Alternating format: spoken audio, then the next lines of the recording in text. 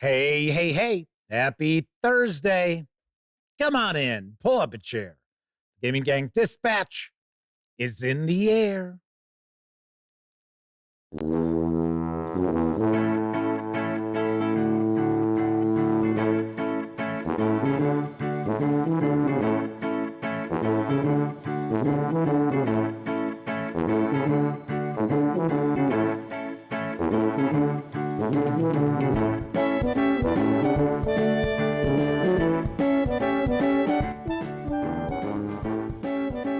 Howdy, gang, and welcome once again to the Duct Tape Studios.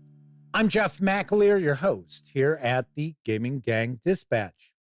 Brought to you by, incredibly enough, Roll for Combat and their Battle Zoo Ancestry Living Legends Kickstarter, as well as thegaminggang.com, of which I happen to be the founder and editor-in-chief.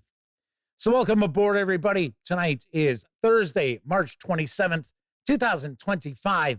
This is live show 1171. The ones are wild. If you're not overly familiar with this show, let me point out, super casual around here. We just hang out talking about the latest in tabletop gaming news, and then I will possibly take a first look at an RPG book. Maybe I'll crack open a board game or simply pontificate about a topic related to our hobby. Well, tonight, we're going to dive on in and take a first look at the Troubleshooters role-playing game from Helmgast and Modiphius Entertainment. This has actually been out for a bit. I think it was made available in the US a couple of years ago. Thereabouts. I think it was originally released in 2021. Maybe. I don't know. We'll find out. We'll see a copyright inside. But I have heard good things about this. I've heard really good things about the duel mechanic, which is in this role-playing game. So we're going to take a peek at that. It's kind of I want to say it's like an action espionage sort of game. I know it's inspired by like French and Belgian comic books. So we're going to dive on into that tonight. And I'm very intrigued. I'm very curious because it's got a very unique comic art style to it as well. But that's coming up in just a bit. In fact, if you're tuning in specifically for that first look at the Troubleshooters, do want to let you know that we tackle the tabletop gaming news first around here. So it'll probably be about 35 minutes before we jump on into that. So remember that one. Should also point out, when you're not watching videos on the Gaming Gang channel, be sure to visit gaminggang.com for all latest in tabletop gaming news, reviews, and a whole lot more you are not going to find here on YouTube. You know the drill. Get your geek on at thegaminggang.com. Then, of course, lastly, this is a live show. So that means there is chat available. It's not on screen. It's one of the ways I keep some of the more unusual commenters at bay. And you must be a subscriber to the channel for at least 10 minutes before you can take part in chat. Yeah, another way I keep some of the more unusual commenters at bay.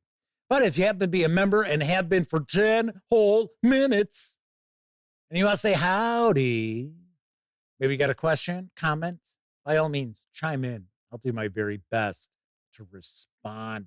First out the gate tonight is Gleam One RX. Sean O'Donnell's with us, as is Temper Buffo, Willona's Cave, Chris Lundgren, and the Cockatiel Buddy. Let's not forget Chris's buddy. Daryl Eretz with us, as is DB. And I think I've said hello to everyone so far. Very cool. Very cool. Welcome aboard, everybody. As you can see, I am in some Cubbies gear because it is opening day, although Cubs already played a couple of games over in Tokyo and lost to the Dodgers. What can I say? I think the Cubs are going to have a tough early schedule. I think the first month or so, it's going to be brutal. In fact, they begin the season with a 9-game road trip. So they won't even, I think they're like one of the last teams that's going to have a home opener this season. Pretty well. So yes, I am, of course, a lifelong Chicago Cubs fan. So just showing off my devotion. Yeah, you see me in this every once in a while. Although, remember, I lost my standard Cubs hat in the near-death experience. In fact, it was a good thing because you may recall if I hadn't been wearing that hat, I'd have been scalped. Yep. So let's talk about our fine sponsor. That's right. It is Roll for Combat and their Battlezoo Ancestries Living Legends Kickstarter, which includes 14 new playable races for both 5e Dungeons and Dragons, and I would figure it's probably very easy for you to utilize these for the new edition of Dungeons and Dragons, as well as Pathfinder 2nd Edition. Now, there is a Kickstarter video that Roll for Combat has put together. I know you folks have really loved this video, so I'm going to share it with you again. Tell me, stop with the video, Jeff. I just want to look at the nice pictures. So here's the Kickstarter video. Let's take a peek. No. There's nothing else to roleplay as in my tabletop games. I've been everything imaginable. A dwarf, a halfling, an elf, a sexy elf. Hey, Jeff. What? Yeah. What is it, Vampire Cop? I know you're looking to put weird little monsters into your game. Well, look no further. Battlezoo Ancestries Living Legends has 14 unique ancestries for your Pathfinder 2e or D&D 5th edition games. Radical! Like Swarmblood, a creature made of hundreds of other little creatures.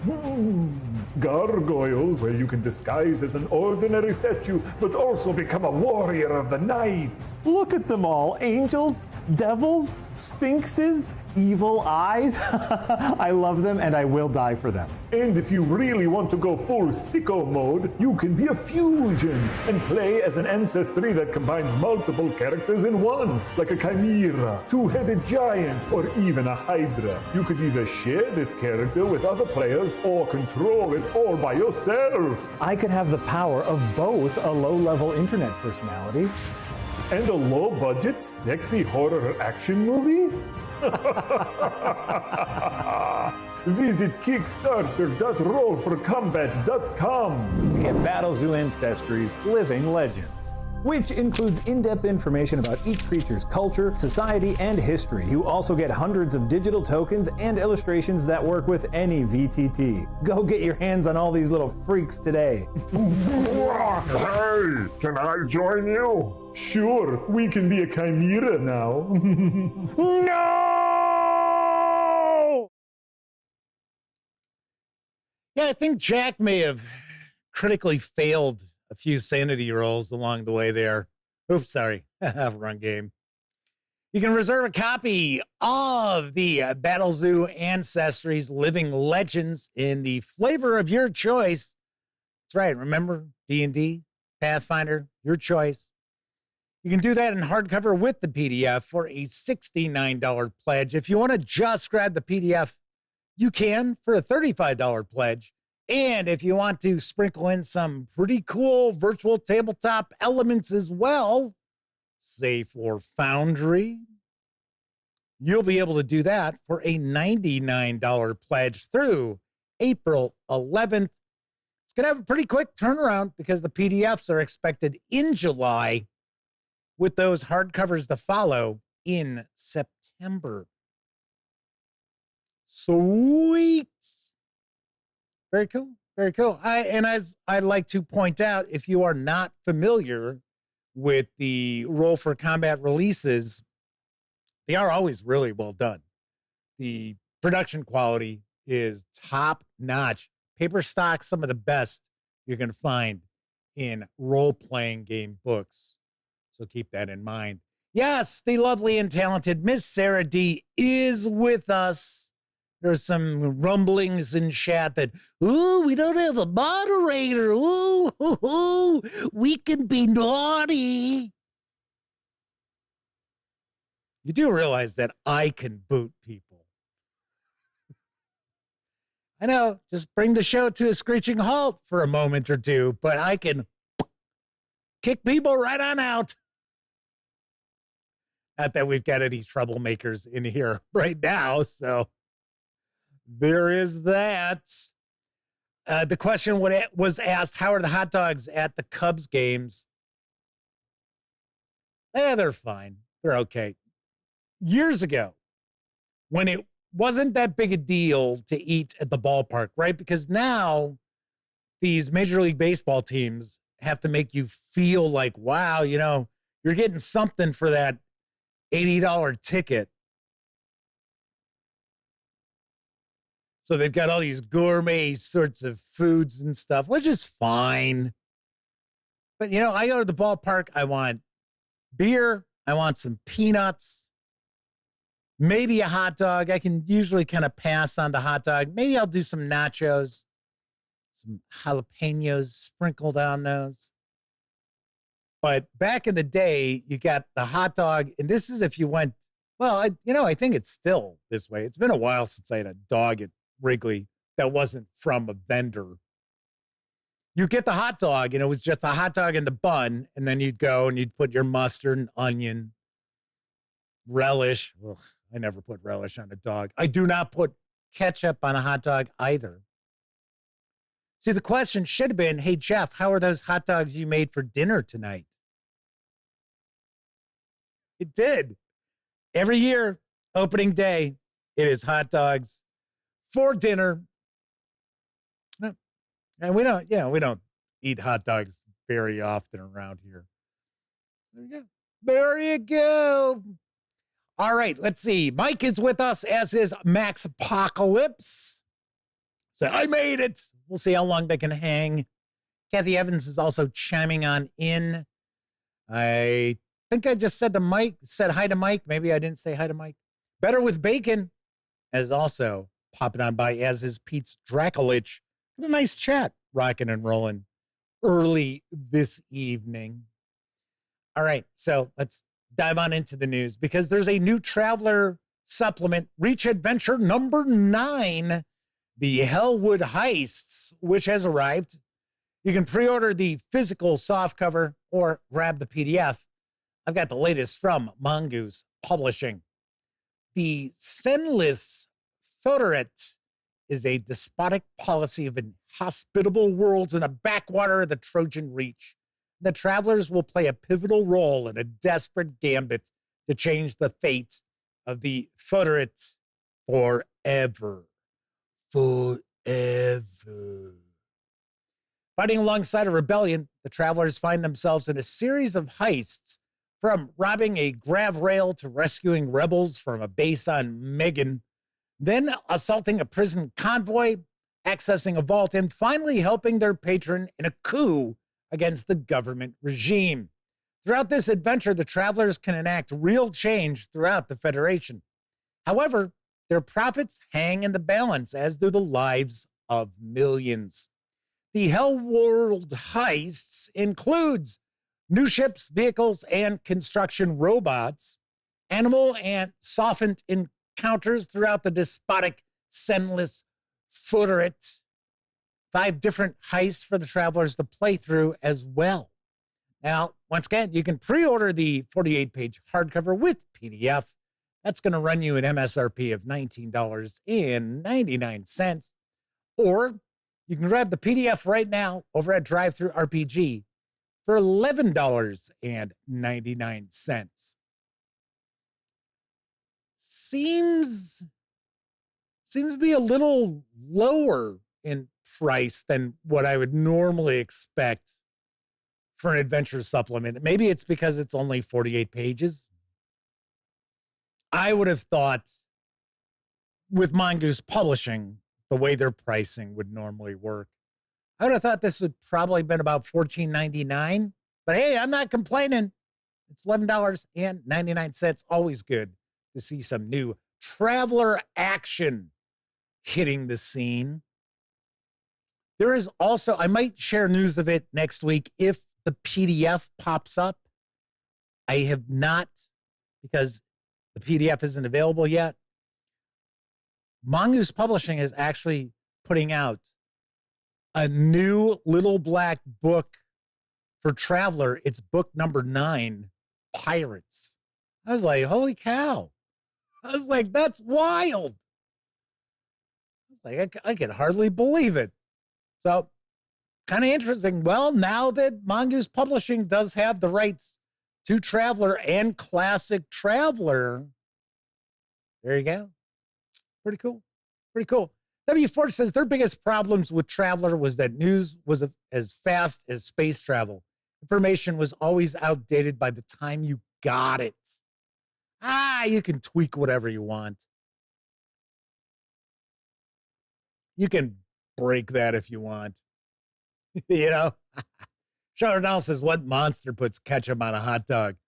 I knew some people out in Arizona who did. Try to convince them not to do that. One of them I did. The other, no. She was still like, oh, I like ketchup on it. I was like, okay. Max Apocalypse says, love the Traveler covers whenever they see them. Just never played the game at all. Once again, as I like to point out, keep your eyes peeled because we usually see Traveler pop up at least twice a year. Well, maybe I should say at least.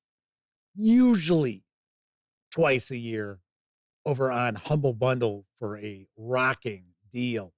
Moving on to our next news piece. Stygian Fox is back, and they have released a new adventure for Call of Cthulhu's Cthulhu by Gaslight. Here's the skinny on Hudson and Brand, the Taos Hum. It's a Hudson and Brand abroad adventure. A strange background hum starts to affect the non-native residents of Taos City in the New Mexico territory. A respected professor, intrigued by the seemingly localized oral affliction, sends a telegram to the investigators asking for their help in uncovering the source. Conflicting stories, a trio of conspirators, and a cultural divide will complicate their investigations into the hum. Will the investigators be able to help the people of Taos and the nearby Pueblo? The Taos Hum is an adventure for Cthulhu by Gaslight, a Victorian setting for Chaosium's horror role-playing game. You guessed it, Call of Cthulhu. Laid out like one of the popular Victorian-era penny dreadfuls, the scenario is supported by handouts, maps, NPCs, and new threats for your Call of Cthulhu games.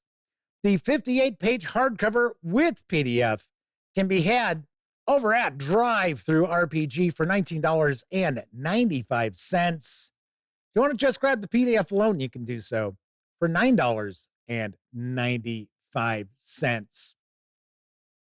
As I mentioned, Stygian Fox is back. I guess they had some problems. I understand that I think it was their administrator for their website forgot to renew their domain. So their domain got bought up. And then I guess it was some Russian owners who started putting porn on it. It was like, oh, okay, great. But you might recall that Stygian Fox has done a lot of really well-received modern Call of Cthulhu adventures.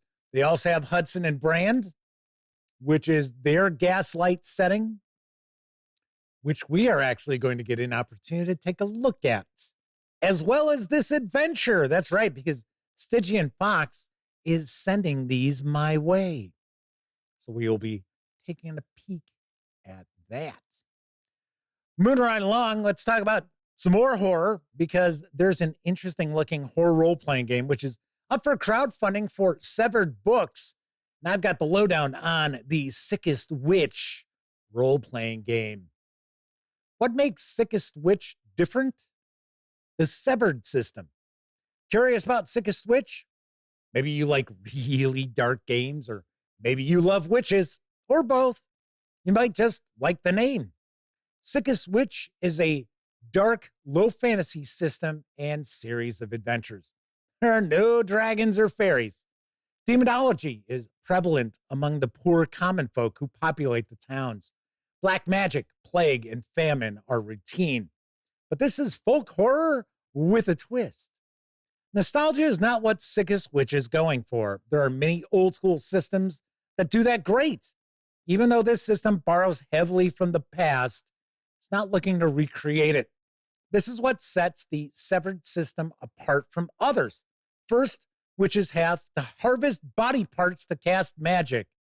Yes, you heard that correctly. Witches have to harvest body parts to cast magic. You're going to see the character sheet in a moment. If you look towards the bottom, it looks like you track points for different parts of the body. Piece by piece, you become more powerful as you hack up your enemies. Additionally, nearly all magic points are shared in a pool called the Cauldron. This makes for somewhat tense moments as your coven discusses what to do next. The Severed system also has a Dark Souls Elden Ring style resource and character sharing mechanic. Each time you do a long rest, your cauldron can summon NPCs and special items. This relies on the network of players who contribute to the pool via social media and forums. Games in other cities and towns can literally be linked to each other using cauldrons. Leveling up happens at the beginning of the next game session and functions as both a cliffhanger and incentive for groups to get back together again. It also acts as a fun recap of what happened in the previous session.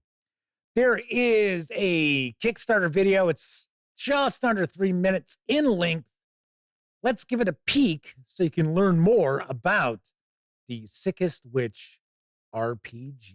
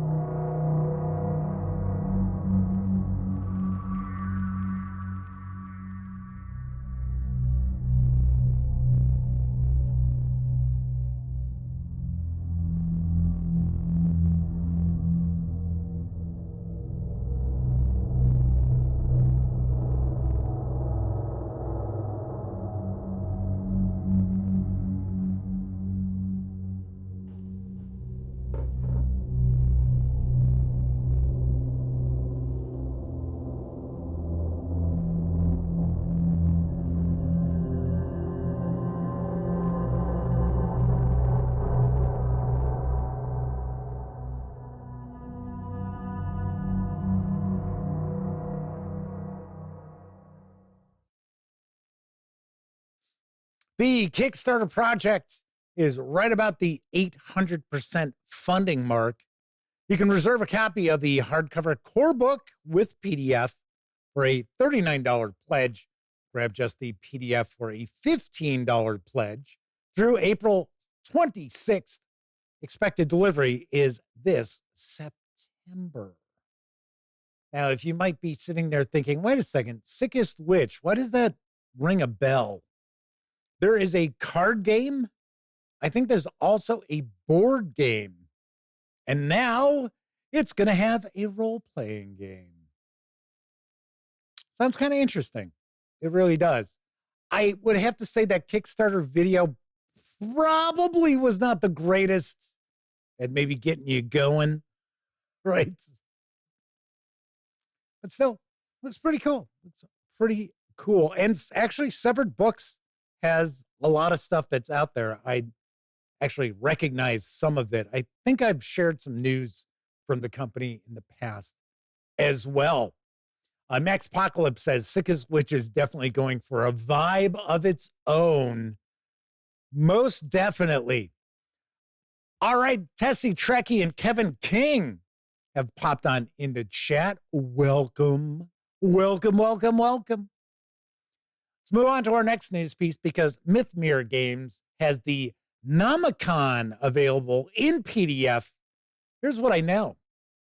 First of all, the Nomicon is designed for the game master as much as for the player, so it focuses heavily on place names as well as character names. As a companion book to the Tome of World Building, it's designed to help the GM generate names for cities, countries, civilizations, and terrain features such as forests and marshes. Secondly, the Nomicon contains mostly name generators rather than lists of names. There's an upside and a downside to this approach. The upside is that the book contains more names than a book consisting of simply lists by an order of magnitude. It also means that if your objective is to generate a new name that's not historically based, you'll only generate a historical name by coincidence. The downside is that since these names are generated, they have a higher chance of stumbling on something that just sounds wrong in the language being emulated. This 354-page PDF is available over at DriveThruRPG for $19.99. And amazingly enough, looks like it's got some illustrations to it. Sweet. One of these days, I've got to take a look at the new Swords and Wizardry. I really do. I think it's a disservice to the audience that I have not reviewed the latest. What is it called the revised edition? For some reason, I don't think it's remastered. I think it's revised. It's supposed to be like the definitive edition from Mythmere Games. Very nice. On to our last news piece, because the latest adventure for Tales of the Valiant has arrived from Kobold Press, and this is the lowdown on Trollfall. Don't feed the trolls. 3 days ago, the first troll came, easily dispatched by the town guard. But within a few hours, another attacked, and then another, and they never seem to stop. Now the town of Celadon Bounds continues a hopeless defense against a seemingly never-ending, ever-regenerating army. Time grows short, and a call for heroes has gone out. Trollfall is a 22-page PDF adventure for 4 to 5 characters of 7th level for Tales of the Valiant. Follow the trail, carry the battle to the trolls, and discover the grim and gruesome truth behind their source. This adventure also expands your Tales of the Valiant monster vault to include 4 uncommonly deadly new varieties of troll. Keep your eyes on the sky and beware incoming troll fall. The 22-page PDF is available at DriveThruRPG for $3.99. And you know what? I think Adele actually did the soundtrack for this adventure, at least the theme song. Womp womp. All right, that is it for the news tonight. Of course, I've mentioned DriveThruRPG quite a few times. Don't forget, the Gaming Gang, thus the Dispatch, is affiliated with the One Bookshelf sites. So if you're going to stop by DriveThruRPG, Dungeon Masters Guild, Storyteller's Vault, Wargame Vault, any of those One Bookshelf sites, please stop by thegaminggang.com first. Click on one of our banner ads. That way, if you happen to make a purchase, I get 5% of that sale. And all those nickels, dimes, and quarters really do go a long way to keeping thegaminggang.com around. Also, if you like the video, if you dig the channel, if you find the Gaming Gang to be a valuable resource, hell, if you just like what we do, you can always become a member of our Patreon. There is a link in the show notes, so you can check that out. We actually have membership tiers beginning at $5 a month, which will also give you access to our brand new Discord server and special members only areas of it that just, the regular folk cannot access. So by all means, check that out. And of course, if you would just like to make a one-time contribution, maybe you don't want to be on the hook every month, you can always stop on by paypal.me/thegaminggang and making a small donation. Hell, you can buy me a 2-liter bottle of soda.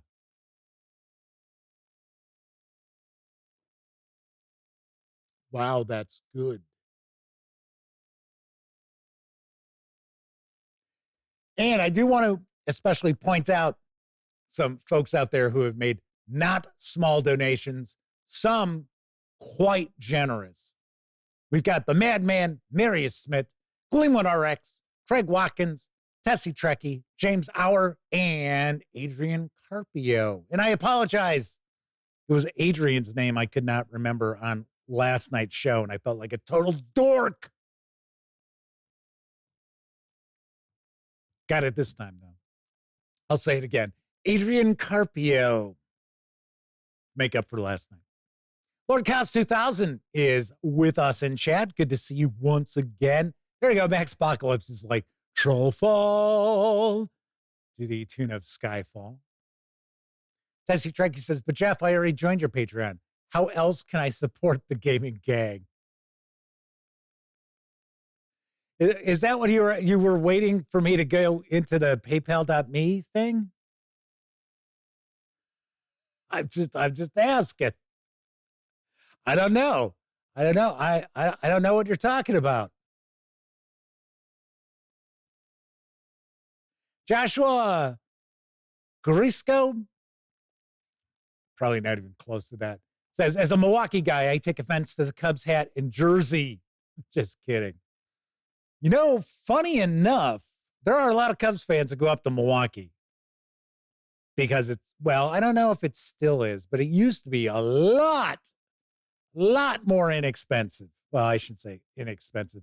It was not as expensive to go up and watch the Cubs play the Brewers rather than going to Wrigley Field. Although there's a lot of stuff to do around Wrigley, which in Milwaukee, well, I'll still always call it Miller Park because that's, what I'm used to thinking of. But nice ballpark, good ballpark. We used to enjoy ourselves quite well going up there. And we were, we weren't like asshole fans, going up there like, like you sometimes see. Like when I lived in Phoenix and I'd go watch the Diamondbacks take on the Cubs, and for whatever reason, didn't matter if the Cubs had a good team, just never played well in Arizona. I don't know what it is. And I'd be wearing my Ron Santo jersey. which I have had for about 25 years, maybe. And, you know, they'd be like, yeah, Then the other Cubs fans are always like, oh, that's a real Cubs fan. He's got a Santo jersey on. Look at that guy. It's always funny. Joshua says it's always Miller Park to them, too. Hey, I will say, the Brewers actually were the team that cost me my first bet that I ever made. I was in grade school. I almost said grammar school. I know people are like, what? I was in grade school, and it was, oh no, wait. I was in high school. I take that back. It wasn't it was the first baseball bet I made then. I bet the Brewers were going to beat the Cardinals in the 82 World Series, if I remember right. I think the first sports bet I lost was actually, was it 77 when the Broncos went to the Super Bowl and lost? 77, 78, something like that. Yep. And I've been losing money on sports betting ever since. Not really. I only dabble. I do all right. Keep my head above water.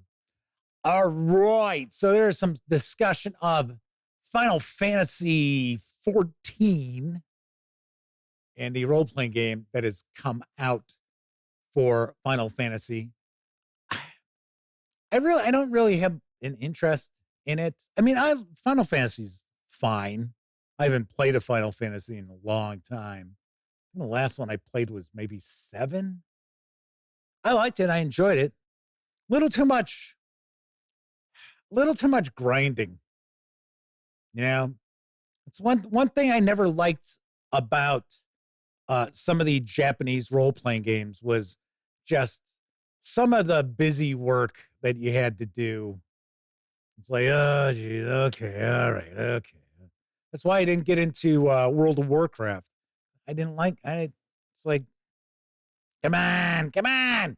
All right, so we are going to be taking a look at the Troubleshooters tonight, but did want to mention a few things. First of all, for some reason, Tumblr decided to delete my account for the gaming game. It's like, what? So I use an auto poster with the website. So it, would normally post to like X, formerly Twitter, Facebook, Instagram, and Tumblr. And then recently X isn't working. And I'm like, yeah, okay. Got to do that manually. And then a couple of days ago, I started getting this error message for Tumblr. And I'm like, yeah, every once in a while, there's a hiccup or something. Yeah, okay. So then this morning I decided, well, I'm going to go take a look, see what the hell's going on here. I no longer have an account. It was like, what? Not that I really care. Because it wasn't like, wow, Tumblr's really bringing in a lot of traffic to the website or views on the videos. But I took a peek. I went online to see, what may have happened. And I'm going to take a guess. I don't know for sure because I did nothing where it'd be like I violated any terms of service, Oh, Jeff was threatening people. No. All that popped up on there were the items that go onto the website. So a news piece would get posted on that. A video, when it's up on the website, got posted to that. Only thing I could think of is, I guess Tumblr's got this thing where images you post that you have to have the copyright to it. You must own that image. And of course, I share tons of images of games provided by their publisher. And then I read it's not even worth reaching out because no one will answer you. Tessie Trekkie says Tumblr died when they decided to remove their adult content. Daryl Errett says Tumblr took a tumble. Chris Lundgren says they don't even know what Tumblr is. It's an Instagram-ish sort of site. Tumblr was around before Instagram caught on. Chris says they're on YouTube, Facebook, and MeWe. I'm not familiar with MeWe. Tessie Trekkie says if you posted something cult-related, that would violate their TOS. Anything that would have been cult would have been off of the cover of the book, but it was not a topless image or anything. So, I don't know. Like I said, I don't know, and the reality is I honestly don't care. It's like, whatever. One fewer social media account that I have to fuck around with. So I'm like, okay. That's fine. Something else I want to mention. I don't know how many copies of this fucking game I'm going to get. I got another copy of The Electric State. This is the 4th copy of this game I've been sent. I have sold 2 of them. And then I've got the other one behind me, right on top of Tales of Argosa. Because I get this package today and I'm thinking, oh, it must be the One Ring and the Lord of the Rings role-playing books.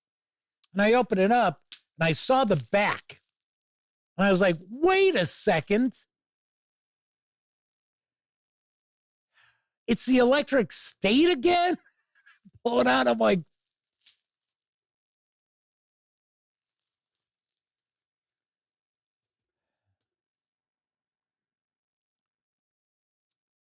so, of course, I have no use for that.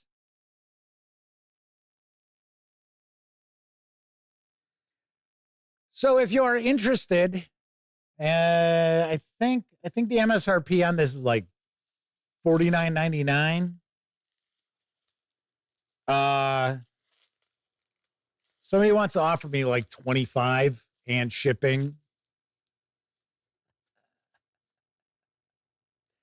GlueRX said they heard the Netflix show was getting some mixed reviews. Wow, that's awfully generous because I've heard it's trash. I haven't watched it. Wonder if there's an overstock because of that.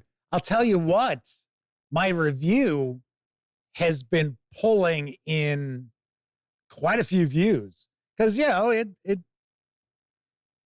when I posted originally, people checked it out. I think it cracked, I don't know, maybe 1,000. And then that came out and I'm seeing about 100 views a day on that video right now. Oh, okay. That's fine. W. Ford says, makes them worry about the Russo brothers handling the MCU. Well, the MCU is down right now, so I don't think it could get much worse. I am going to watch Daredevil, but I'm going to wait till all the episodes are out. I like to binge watch stuff. I watched that Ludwig, kind of a mystery show, and I'm not a big mystery guy. My mom just loves British mystery shows, especially ones that are set like during the 1920s and stuff.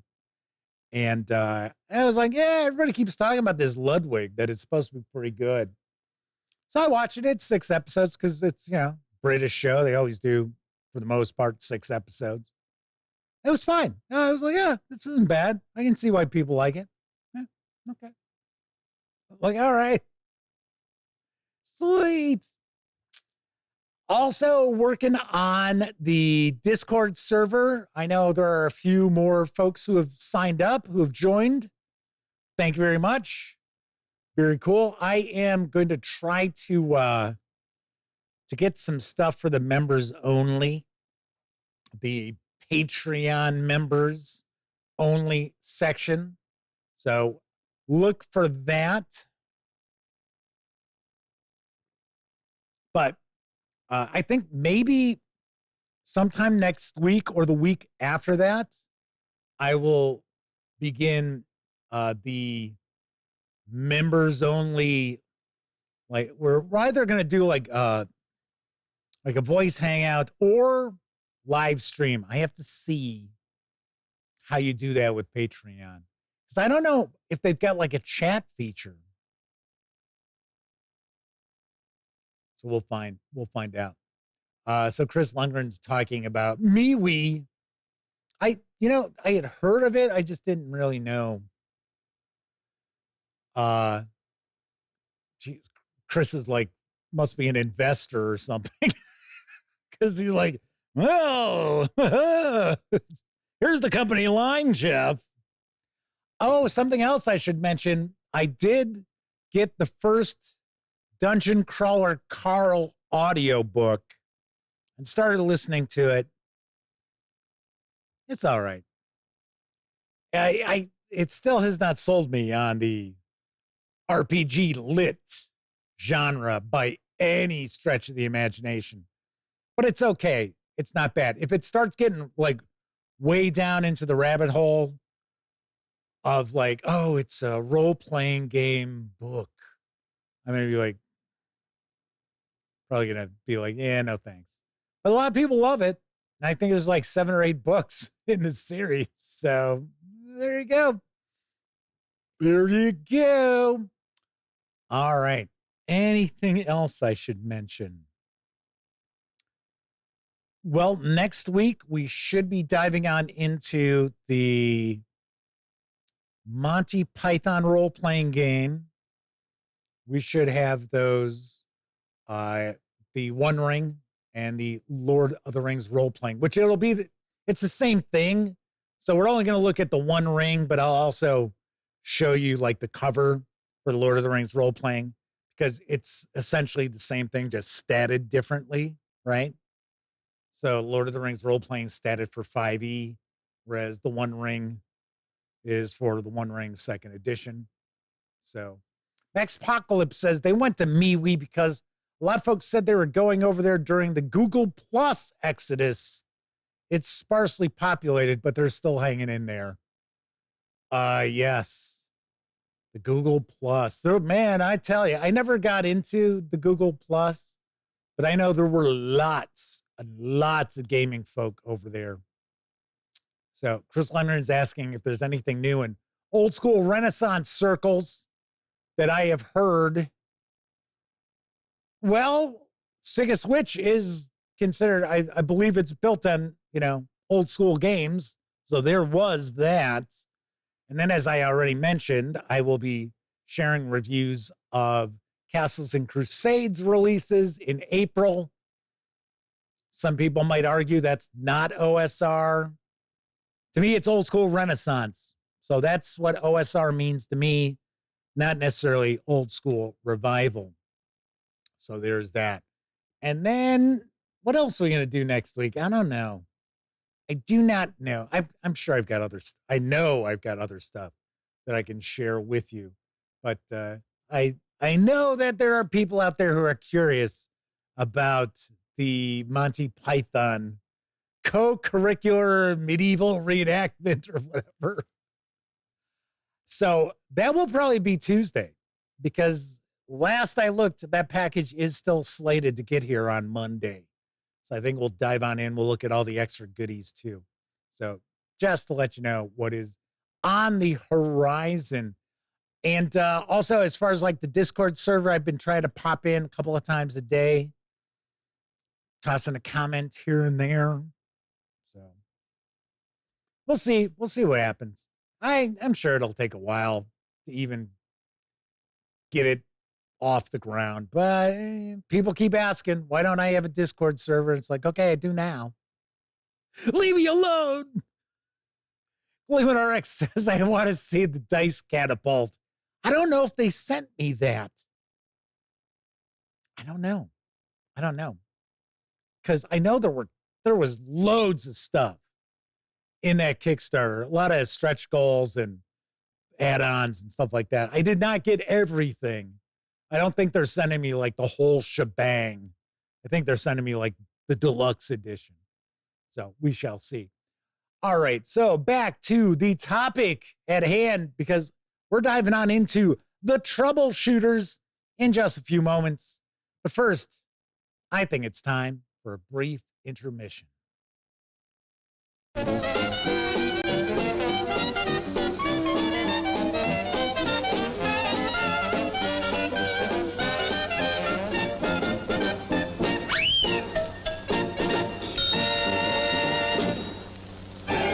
The crowds are thinning out at the snack bar, folks, and there are still 3 minutes till showtime.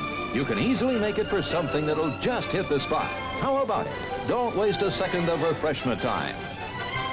You'll find such an appetizing assortment of refreshments at the snack bar, you won't be able to decide what to ask for first.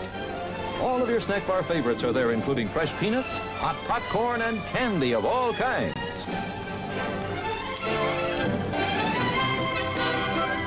And believe us, you've never eaten better hot dogs, crisper French fries, or more delicious buttered popcorn.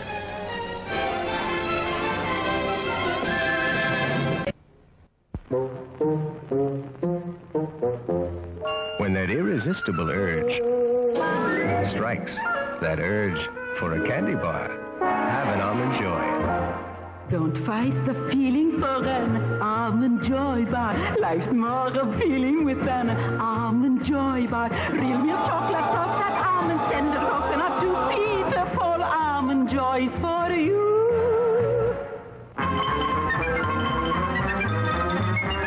Go ahead, follow that irresistible urge to an indescribably delicious Peter Paul Almond Joy. And when you get the urge for something really crunchy, Don't fight it, surrender to a Peter Paul almond cluster. Crunchy, crackly, chocolatey almond clusters, nice and nutty. indescribably delicious. How'd he get so big? On Wilkins Coffee. Wilkins coffee isn't that good. Once in a while he gets an extra tidbit.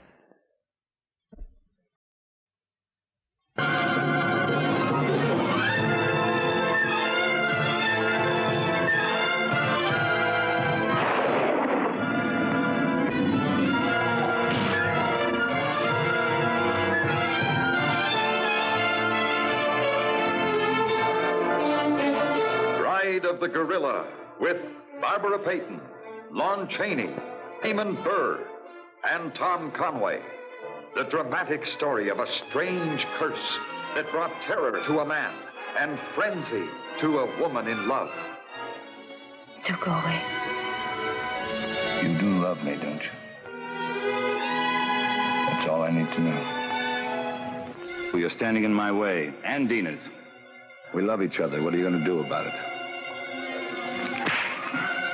Did you see this animal? Yes, I have seen the animal. It walks in his hind legs. Like a man? No, like a beast that walks like a man. Oh, let's go back, Barney, please. I'll never go back. Never. Stop.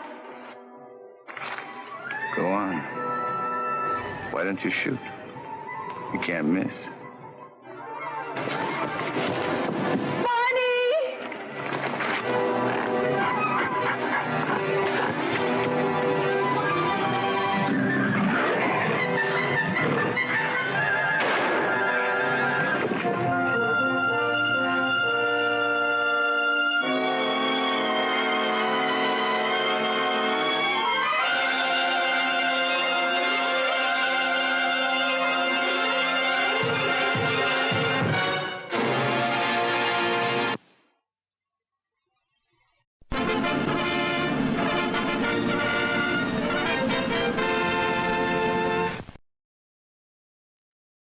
Yes, Raymond Burr.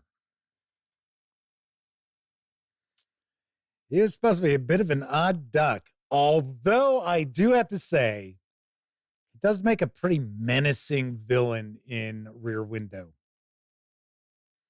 Yeah, get away from Grace Kelly, you Iona.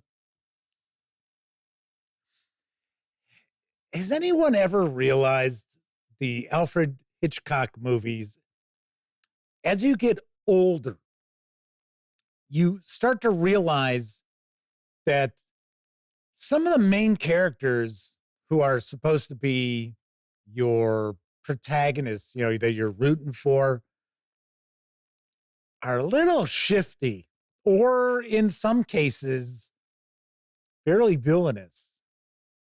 Vertigo is a great example. James Stewart plays a real creep in that. But he's the hero of the movie. Yes. Kevin King says, see, Barbara Payton in low-budget King Kong. We won't pay for special effects, but we know you won't care. Hey, leave Walter Payton's wife out of this. Joshua says they don't make movies like they used to.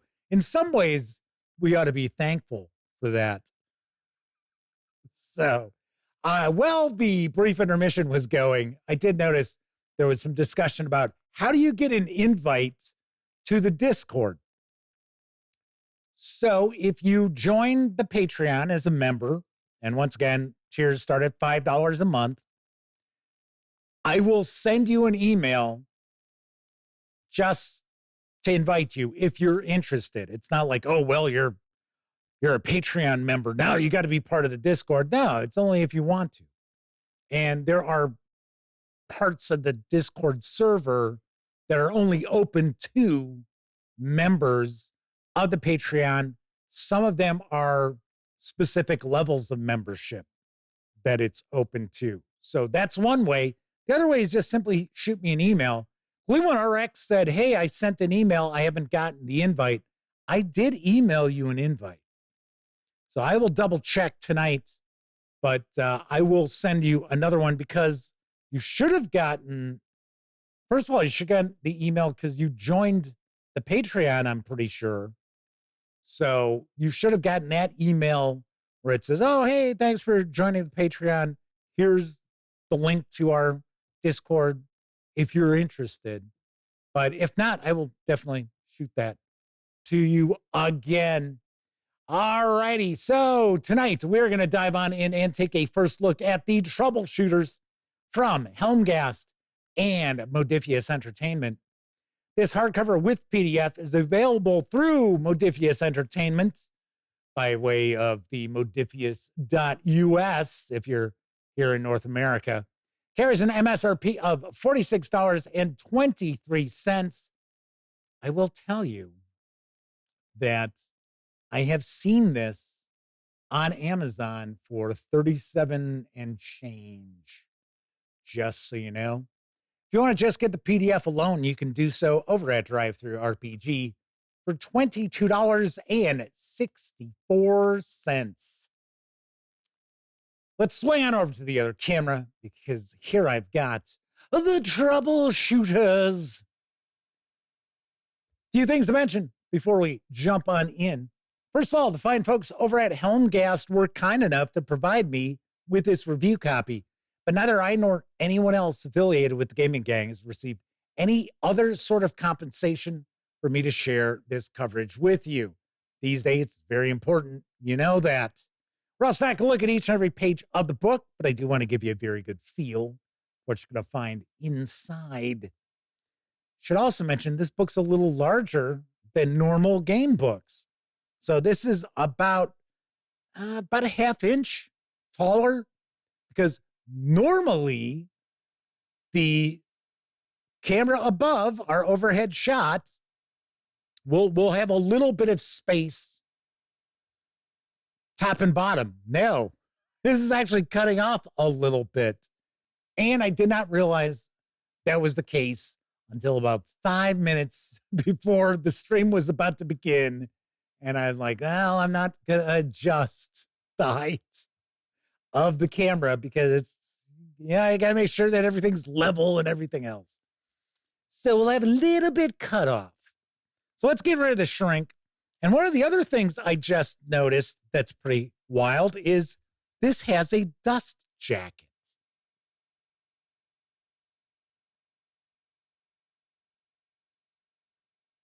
I thought that's a nice extra touch. My gosh, I can't think of a single role-playing game book that I have that's got a dust jacket on it. I think there was maybe a Kobold Press book. Kevin King says, A4 paper. Europeans have to be different from us. Let's take a look at the back here. The Troubleshooters. Where in the world will your next adventure take you? Welcome to the Troubleshooters, an action-adventure tabletop role-playing game of international mystery. Set in the mid-1960s in a world with mysterious temples hidden in the jungles, valleys that time forgot, mad scientists, space stations, spies with super gadgets, and villainous organizations scheming for world control, the characters live adventurous lives all over the world.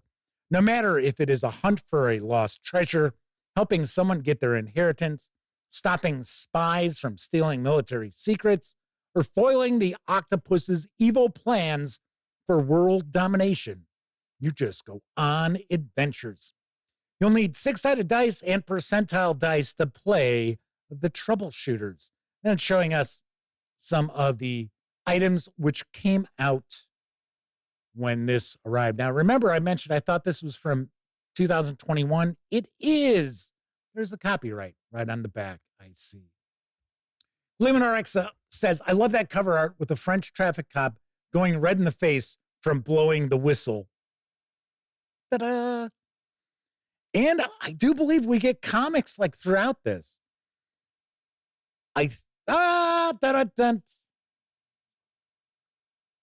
Well, somebody's going to be snagging that PDF.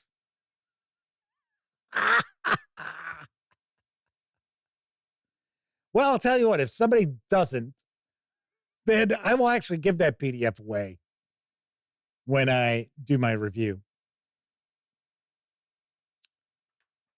As I was going to say, I do believe that this is inspired by comics like Tintin. I think it's some French as well as Belgium comics. Isn't Tintin Belgium? Belgian, I should say. Yeah, Tintin is the country of Belgium, right? Isn't that it? Don't people also call Belgium Tintin? Ay, ay, ay. Some folks are mentioning some RPG releases that did have dust jackets on them. I don't have any of those. Sean O'Donnell says, very Tintin and Lupin. Isn't it? Is it Lupin? Or is it just Lupin? Lupin 3.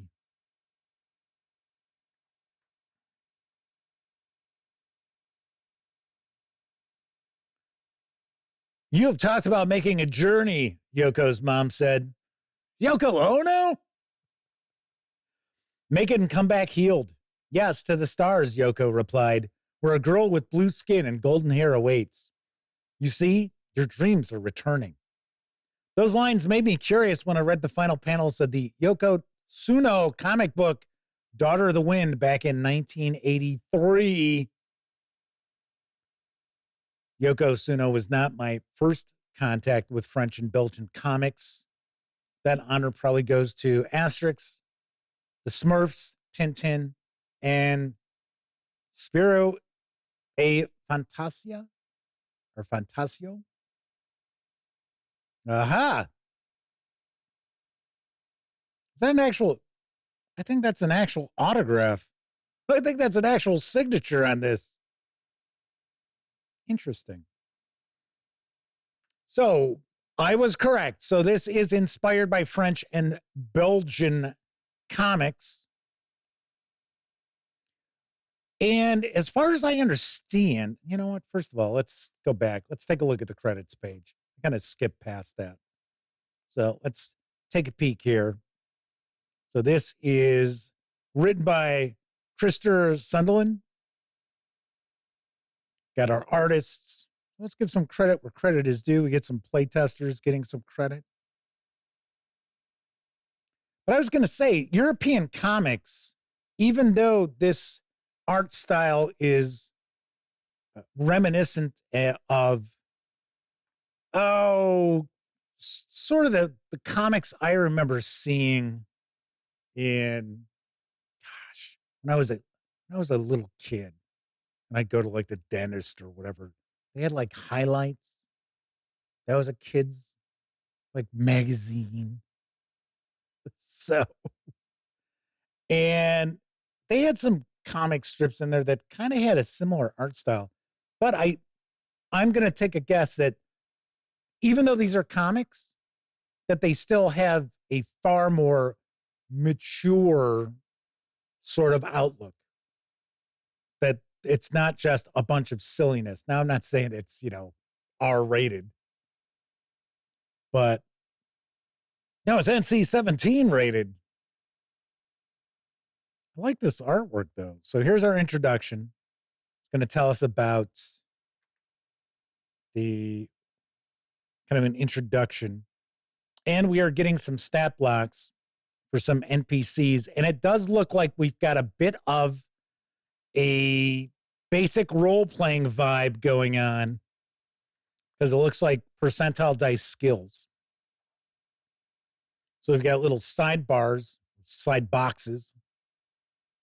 It's going to break stuff down. This doesn't look like a comic book. True, this is not a comic book. It is a role-playing game inspired by comic books. There's a chance that this is your first role-playing game. Ah, well, it's not our first rodeo, right, gang? A role-playing game is a game of imagination. It's a game in which the players create stories together. Okay, so on and so forth. The Troubleshooters is a role-playing game in which you create your own comic book-style stories. Playing a tabletop role-playing game is a bit like improvised theater, but without a stage. Instead, the scene is described through conversation among those sitting around the table, sometimes using props like maps and miniatures. So our game master is the director of operations, it appears. So we get a little bit of an example of play. And I guess those characters that we saw to start off the book are going to be our guides through this, is what I'm sort of getting the impression of. Fun and friendship. The Troubleshooters is not a grim dark or even a dark game. On the contrary, the colors are bright, the tone is light, and it is full of humor, jokes, and gags. There's not much room for intrigue and enmity among the player characters beyond friendly competition. They are friends working together towards a common goal and helping each other when they get into trouble. The characters have their weaknesses and things won't always go their way, but making enemies of one another isn't meant to be a major point of conflict. In the past, when it was better. Ooh. Game is set in an alternate 1960s, 1970s, and mainly in Europe. It has been a few decades since the war, and Europe has recovered. It's an era of glamour, optimism, and technological advances. Everyone can afford a car and drive to wherever they want. Okay. Jumbo passenger jets have shrunk the world. You can call anyone, anywhere, through transatlantic cables and even satellite calls. People are even reaching for the moon. That doesn't mean that everything is perfect, far from it. Europe is divided by the Iron Curtain. There was less equality between the sexes. The fight for civil liberties for minorities sometimes became violent, and homosexuality was seen as a disease. The Western and Eastern blocs do have their occasional showdowns, often in the form of proxy wars or proxy revolutions around the globe. See Twilight Struggle. No, joking. There's petty crime and organized crime. There are conspiracies and secret societies. And in the shadows, the organization known as the Octopus vies for world domination. But despite all these problems, there's a sense that the world is improving. Yeah, those were the good old days. Role-playing etiquette. Okay, dice and stuff. So we've got our percentile dice. We've got D6s, pools of D6s, and pools of exploding six-sided dice. So we use our percentile dice for task checks, some tables. We use pools of six-sided dice for soak rolls and recovery rolls. And then we use pools of exploding six-sided dice for damage. All right, we got our terms and glossary. Production quality Pretty nice. Pretty nice. Binding looks solid on this. I really do like this added bonus of a dust jacket. I don't know why. It's just unusual to see. So I was like, oh, that's cool. The paperweight is nice. As you can see, there's just a little treatment to the paper, so there's just a tiny bit of sheen, but it's not a lot of glare or anything like that. So it's giving us some breakdowns of some themes. So roles within the team, we got the doer, the investigator, the muscle, the fixer, and the specialist. No, we don't have the face. So we've got locations. So we've got some random tables, or a random table for an aspect of the character that might stand out. So this is part of our character creation here. So we got templates. To help you get into the game quickly, there are a number of templates provided to speed up the character creation process. Templates are nearly finished characters that require very little extra work to flesh out. Templates provide inspiration to get you started, kick off your imagination. A blank sheet of paper can easily be a mind blocker. For some people, it really is. I'm kind of curious, how many of you who are watching, let me know in chat, or if you're watching on Memorex, let me know in the comment section.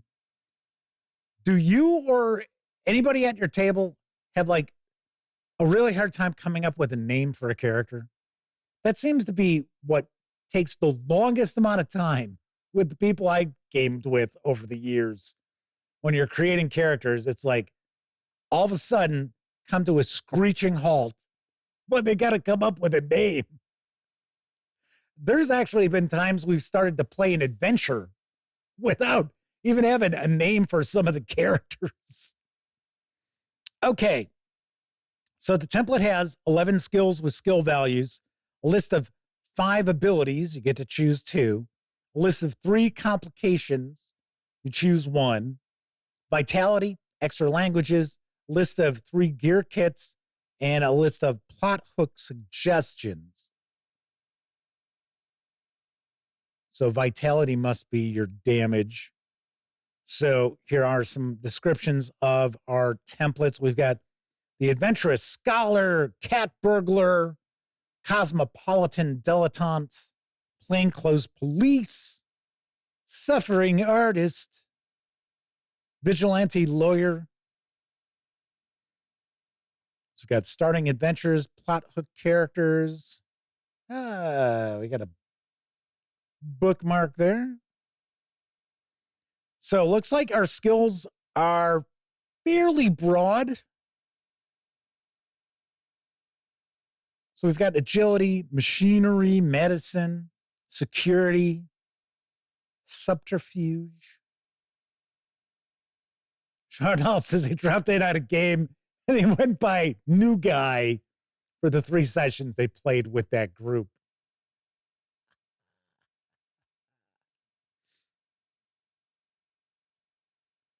Pete Strykowitz says, names are fun. They had it Otani in their last game. Was he hitting and pitching too? So we get a breakdown of the skills. So some are action skills, some are investigation skills, some are combat skills. Red tape. Cutting through the red tape and navigating the tangled maze of bureaucracy is not easy, but it can be done. Requires an equal measure of know-how, know-who, social flexibility, and an understanding of rules, regulations, jurisdictions, and procedures. And we also have abilities and creating your own abilities. So some examples, we've got actor, archer, boxer, famous, good reputation, intimidating, gunslinger. Tells us what tier they are. So it looks like we've got tier 0, 1, and 2 so far. They got complications. There are 4 primary uses for complications: as a guide for the player on how to act in character, as a source of inspiration for trouble that the director can inject into the plot, as a guideline for interpreting the rules when complications make life more difficult for the character, as well as a source of story points for the player. Story points are gained in 2 different amounts: 3 points for making a task check in a scene more difficult, or for failing a successful task, or taking a condition. So I guess you get story points that you can spend if you make things more difficult for yourself and your team. You get 6 points if you write yourself out of a scene altogether. Okay. So we've got resolving action, setting the scene, opposed checks. So both participants make a task check. That's our percentile dice, it looks like. If they both fail, it's a stalemate. If one succeeds, the other fails. The successful participant wins the opposed check. If they both succeed, the participant with the highest roll wins the opposed check. If both participants succeed and the rolls are tied, it will result in a stalemate. So as I had mentioned earlier, I understood that there's a dual mechanic. See what we get here. Well, I can see right now that this is not necessarily aimed at the kiddies, because it says, "Crazy French bitches, you won't get away with this." Wrong. I'm a Greek bitch. So take that. Take that, put in your pipe and smoke it, buddy.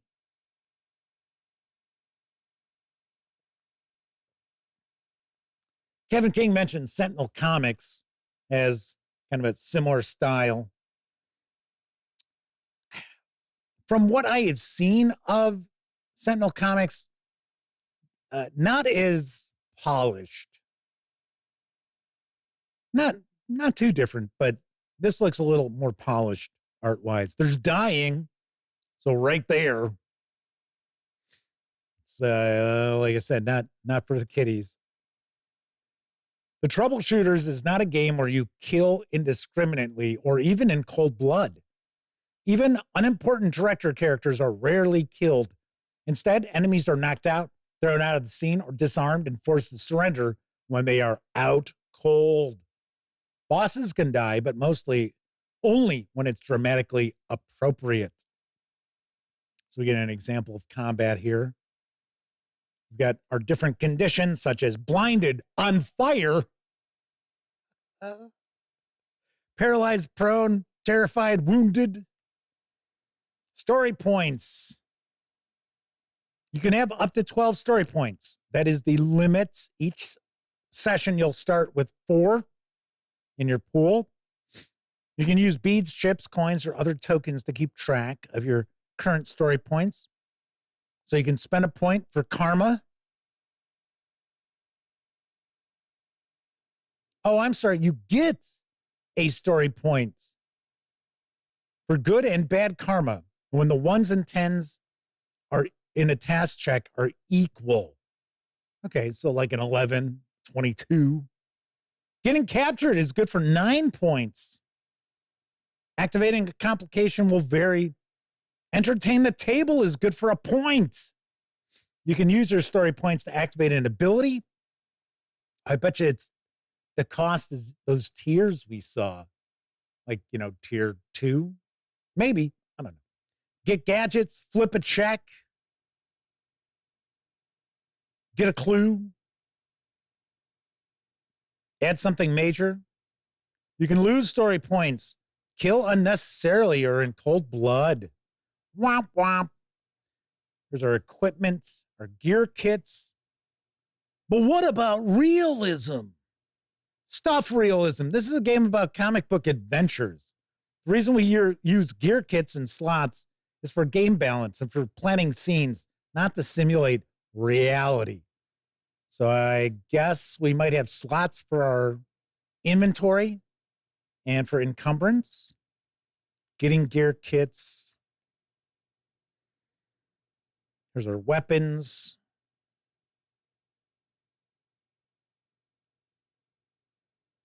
In the Troubleshooters, the use of firearms is strongly discouraged, although there are plenty of them.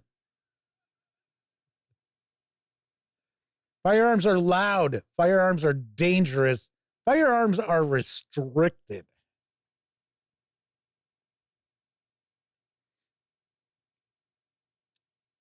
I gotta say, I'm impressed with this so far. It seems like this is a role-playing game that has a very strong sense of what it wants to be. We had experience ticks, post-session, free improvement ticks. I wonder if that's if you succeed in one of your task roles.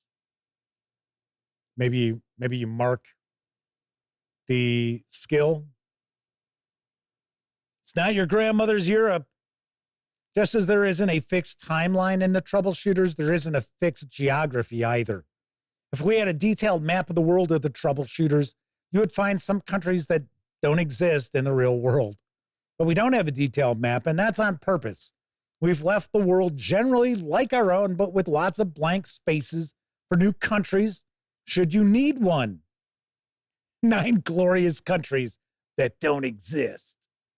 Agile Monk is popping on in. Good to see you, Agile Monk. The Cold War, because this is set during the Cold War. Got money. Money is weird. Money has a value because people believe money has a value. As long as enough people agree on that, money can be used to can be used to make trade easier. That's also the reason for financial crises. People stop believing money or another important commodity has value anymore. Money is issued by a country's central bank. In some cases, money is tied to gold. The United States still has a gold standard, and some currencies are fixed to another currency or a basket of currencies.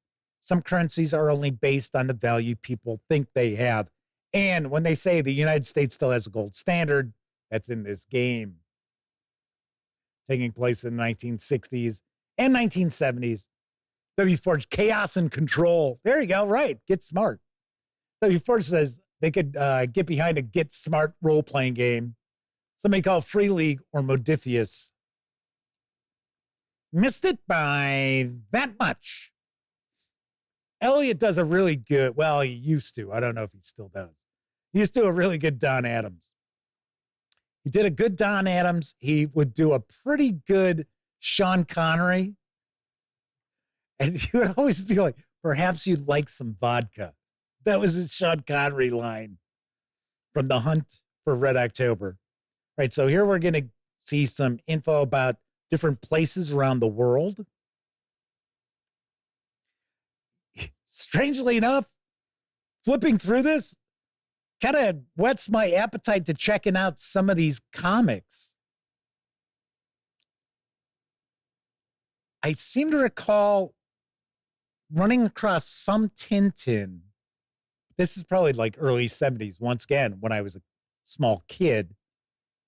And it's possible that some of the like kid-focused magazines that were out there, I think one of them reprinted like 4 pages of Tintin. So like an ongoing series. So you got the police. So this is France. How good the French police are depends on which police force you're talking about. Ooh, ouch. Jeez. Here's our Game Master section. Yes. The Director of Operations job. The DOO is the person in charge of the game. Your job is to drive the story and entertain the players. This can be condensed into 7 primary tasks: hosting the game, moderating the table, presenting the setting, challenging the players, interpreting the rules, acting, and having fun. I like that. So this is something that I talk about a lot when I talk about game mastering. Your job is to drive the story and entertain the players. I can't agree more with that. I know there are a lot of people out there who are like, oh no, Game Master's job is just simply to moderate what's going on. No, bullshit. That's why you've got good game masters and you've got lousy game masters. And good game masters know that it is up to the game master to drive the action at the table and then interpret the player's actions into what's going on. I just sit back, I present the situation and then let them run with it. That is a recipe for really ho-hum role-playing adventures. If you've had a chance, if you've joined the Patreon, you have access to a copy of the audiobook I recorded 13 years ago. Yeah, I think it was like March of 2025, if I remember, or 2012 that I recorded that. And it is the Gaming Gang's Guide to Great Game Mastering. And yes, it's tongue-in-cheek, but yeah, you might enjoy it. Like I said, it's a bonus of being a member to the Patreon at any of the membership tiers. So discussing some aspects of the game, so comedy. The Troubleshooters is a lighthearted game. It's supposed to be fun and generate laughs, and comedy is a big part of it. Comedy is often a balance act. It's about violating the audience's sense of how things ought to be, but in a benign and non-threatening way where the audience can see both sides of the contradiction. So I guess you got to avoid like the Bill Burr approach. I like Bill Burr, but yeah, he's mellowed a little bit, but that's an angry comic. Really is. Failing is fun. Allow for some slapstick when people fail. So just kind of taking a look at this, if I were going to be a game master running this, I'm all for having some comedy at the table, but I think I would try to make this more, not necessarily serious, but more along the lines of an episodic comic book where you have, big things going on, right? So we've got the octopus, which is supposed to be I'm guessing, our specter or smirsh or chaos. So how can you present, a big bad without taking it kind of seriously, right? Semper Buffo says some paranoia vibes to this. Sean O'Donnell says Clouseau really comes to mind. So we've got tags for adversaries. It's like we've got some stat blocks for typical NPCs.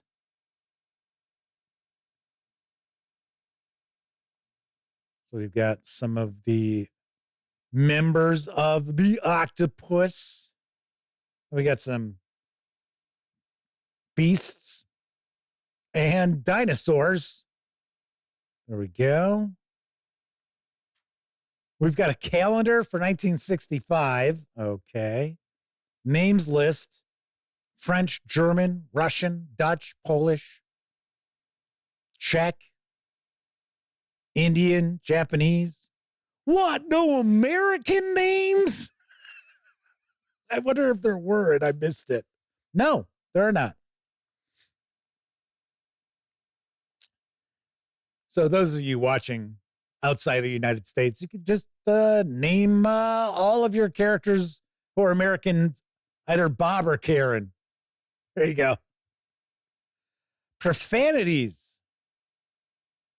Okay, so this is pretty wild. Okay, once again, I thought it was pretty obvious that this was not aimed at like kids.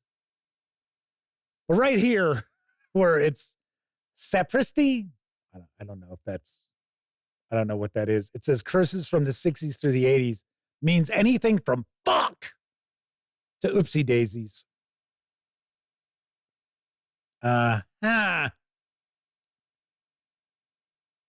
Well, yes.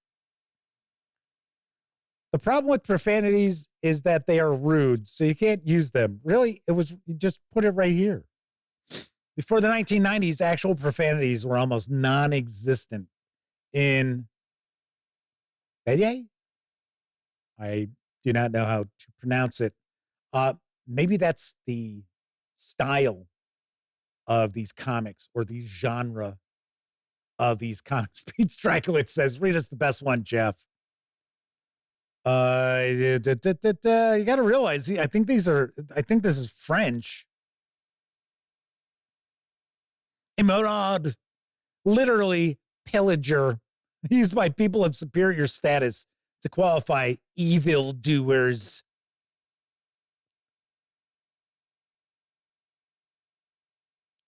So, okay, before the 1990s, actual profanities were almost non-existent in these comics, and they were rare even after that. Instead, profanities were cleaned up for the young reader. There was never proper censorship, but rather a matter of culture, good behavior, and not making a scandal.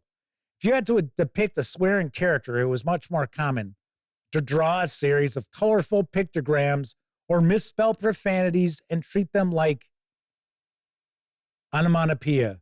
To be a minute to understand what that was doing there. So it's giving us some examples. King John of England's favorite curse was Gadzuth, a corruption of God's teeth. Using God's proper name as an expletive was sensitive stuff. Thou shalt not take the name of the Lord thy God in vain. You know, it's interesting. All right, so we've got some more. I thought we were going to have some handouts or something. We have a character sheet. Yeah, that's the character sheet. You know, funny enough, for a game that's got such a really unique art style to it, that's kind of a bland character sheet. I was expecting something a little more visually stunning. Okay, didn't necessarily have to be stunning. So these are the passports. I do know that you can order like little passports for your players. W4 says their favorite time-specific profanity. You farging ice hole. Yes. Lehman RX says, this is very educational. I got to say, this looks really cool. This really does. And then we've got our artists, or at least two of them, in uniforms like they're part of the octopus. W. Ford says, Great Caesar's ghost. Yes, Commissioner Gordon. Isn't that who always said it in Batman 66? Was it Commissioner Gordon? He's always going, Great Caesar's ghost. All right, so that is a peek inside the Troubleshooters from Helmgast and Modiphius Entertainment. Once again, this hardcover with PDF is available in North America through Modiphius Entertainment's U.S. website. Carries an MSRP of $46.23. Once again, I will mention I have seen it over on Amazon for $37 and change. It was $36 and change. But you wouldn't get a PDF. So keep that in mind. And of course, unless you got the little slip in there like I had, maybe, maybe not. I don't know. Maybe you get it from Amazon. Maybe you don't. I have no idea. W4 says Perry White. Really? I could have swore in Batman 66, Commissioner Gordon would say that. Great Caesar's ghost. Don't know. Do not know. So yes, W4 is pointing out, yes, Daily Planet editor. Yeah, I knew that. Jeez, what are you going to tell me now? He's from Superman? Jeez, thanks, W4. Just joking. Anyway, back to the Troubleshooters. If you want to just get the PDF alone, you can do so over at DriveThruRPG for $22.64. Very nice, very nice. I look forward to checking this out. This, like I said, this looks pretty cool. This looks mighty interesting. Okay, so I got to rock out of here because I want to be ready for the opening pitch of tonight's Cubs game. Yes, I know they already opened the season in Tokyo with a couple of losses, but it's opening day. That's why I'm wearing my Cubbies gear. So I am looking forward to watching the game tonight at a ballpark I used to go to fairly regularly because I lived out in Arizona for about 12 years altogether. Yay. So if you're watching live, thank you very much. If you watched live and took part in chat, a bigger thank you, unless you're W Forge trying to explain comic books to me.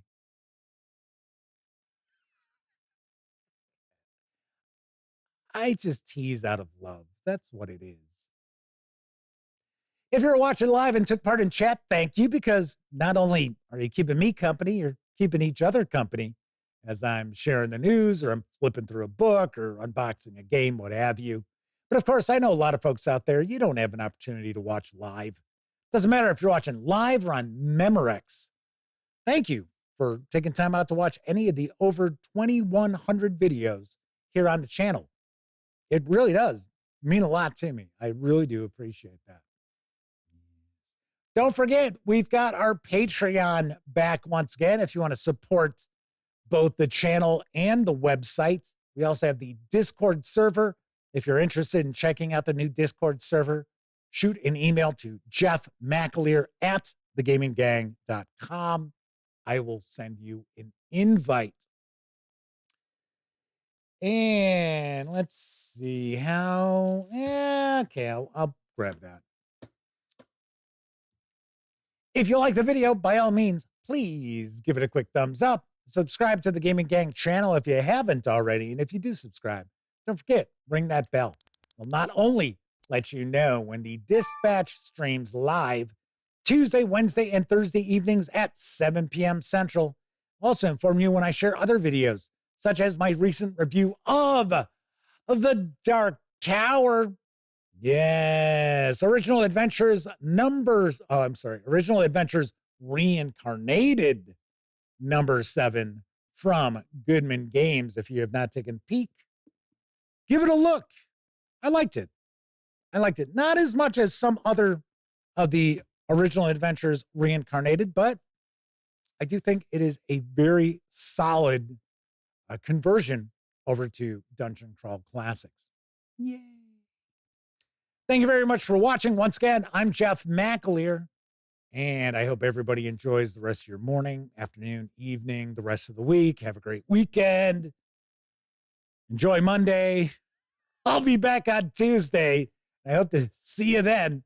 Once again, I'm Jeff McAleer, and I also hope all of you get to enjoy plenty of great gaming with your gang.